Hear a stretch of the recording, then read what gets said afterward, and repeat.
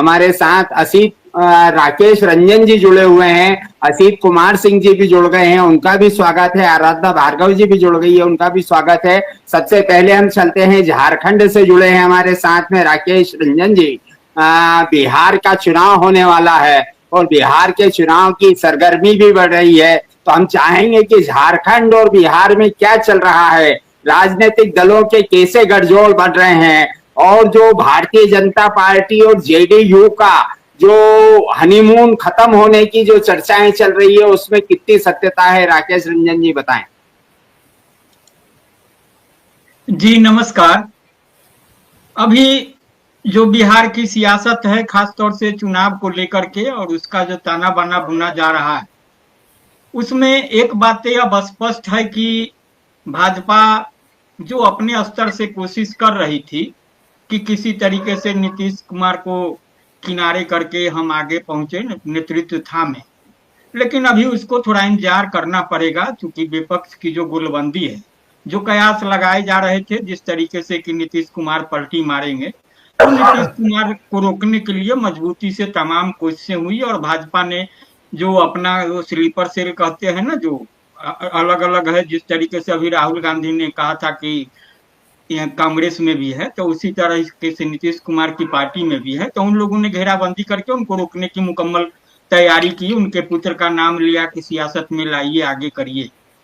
अभी होली के दौरान कुछ तस्वीरें भी आई थी जिसमें जो चर्चाएं चल रही थी उससे अलग, कि नीतीश कुमार के पुत्र निशांत थे, जब सार्वजनिक रूप से होली के मौके पर सामने आए तो उनके आजू बाजू जो लोग थे वही लोग थे जिन्होंने नीतीश कुमार को भी मजबूती से थाम रखा है। वो संजय झा हूं या फिर विजय कुमार चौधरी हूं, दो लोगों की तस्वीर थी, और भी लोग हैं, अशोक चौधरी का भी नाम लिया जाता है। एक सभी आयातित नेता हैं, एक कियामत कांग्रेस से हुई, एक कियामत भाजपा से हुई। अरुण जेटली के खासम खास पीए कहिए रहे थे संजय झा, आज जदयू के कार्यकारी अध्यक्ष होते हैं। अशोक चौधरी भी कांग्रेस की उपज हैं, वहां उनके पिताजी महावीर चौधरी पुराने नेता थे, मंत्री रहे, तो राबड़ी जी की सरकार में भी मंत्री भी थे, कांग्रेस जब उसमें हिस्सेदार थी। वहां बातें नहीं बनी तो अभी आ गए, चुनाव मैदान से दूर है, नीतीश कुमार की कृपा से या दोस्ती से, जिस तरीके से कहिए, विश्वास से विधान परिषद के सदस्य होते हैं और मंत्री भी है। उनकी पुत्री लोजपा रामविलास, जो चिराग पासवान की पार्टी है, उनसे सांसद होती है। और अभी चर्चा है कि किशोर कुणाल नाम के पूर्व IAS थे, अभी नहीं रहे, वो धार्मिक मामलों में बहुत रुचि हो लेते थे, तो उनके पुत्र को भाजपा से टिकट दिलाना चाहते हैं। तो किस तरीके की सियासत चल रही है यह बहुत समझने की बात है। सबके अपने अपने स्वार्थ हैं, किसी का कुछ लेना देना नहीं है। लेकिन नीतीश कुमार जो दूरी बने हुए हैं, तो चूंकि नीतीश कुमार अभी अब उनकी स्थिति नहीं रही कि कहीं जाएंगे, तो अब यह माना जा रहा है कि जो कुछ होना है चुनाव बाद ही होना है। अब सीटों के बंटवारे की बात है तो उसमें भी जो बातें सामने आ रही है, और जहां तक मेरी व्यक्तिगत जानकारी भी है, जो बातें होती रहती है, उसमें बहुत भाजपा ने जो अपना आकलन किया है, जो उनका अंदरूनी सर्वे है, तो उसमें बातें आई है कि नीतीश कुमार को अभी अगर हाशिए पर रखते हैं तो फिर मुश्किल हो सकती है, तो नीतीश कुमार को सीटें भी सामान्य दी जाएगी जो 110 के आसपास बनता है। तो समायोजन की बात है, समायोजन भाजपा अपनी सीटों से उधर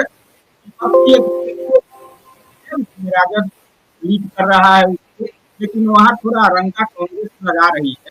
कांग्रेस अपने दूसरे चाह रही है कि कुछ दिखाए, लेकिन जो उसमें कांग्रेस जाना नहीं है, भले बटोरे। और जो एक बातें हो रही थी कि उनको ऐसी सीट कांग्रेस को दे दी जाती है जहाँ चुनाव लड़ने के लिए राजद के पास कोई नहीं होता उम्मीदवार, तो सीट ले जाइए। अब कांग्रेस को उम्मीदवार भी नहीं मिलता है, 70 सीटें मिली थी पिछले बार, 17 सीटों पर कामयाबी मिली थी। कांग्रेस को भी पता है कि अकेले मेरा कुछ नहीं होगा, तो उनको है कि कुछ ऐसी सीट मिल जाए जिस तरीके से जीत ले। तमाम बातें हैं, तो अंत तक वो अभी मान जाएंगे, नहीं मानेंगे तो फिर बड़ी मुश्किल है।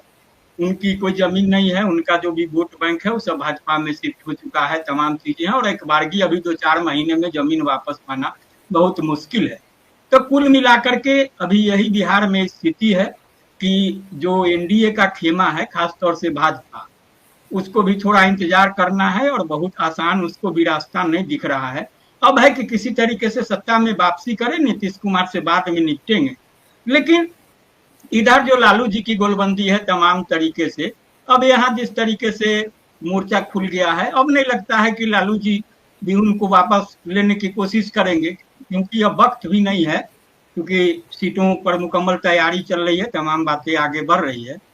तो कुल मिला के इस बार बिहार में जो लड़ाई है बहुत दिलचस्प होने वाली है, क्योंकि वोटर बदलाव चाह रहे हैं। अब बदलाव किस रूप में सामने होगा, उसमें विपक्षी एकजुटता की भी भूमिका बड़ी होगी, ताकि मतदाताओं को फैसला लेने में कोई ज्यादा दिक्कत नहीं हो। तो कमोबेश जैसा एनडीए की स्थिति है वैसा ही इंडिया की भी स्थिति है, दोनों को फूक फूक कर कदम बढ़ाने हैं। तो फिलहाल तो यही है जी। धन्यवाद राकेश रंजन जी।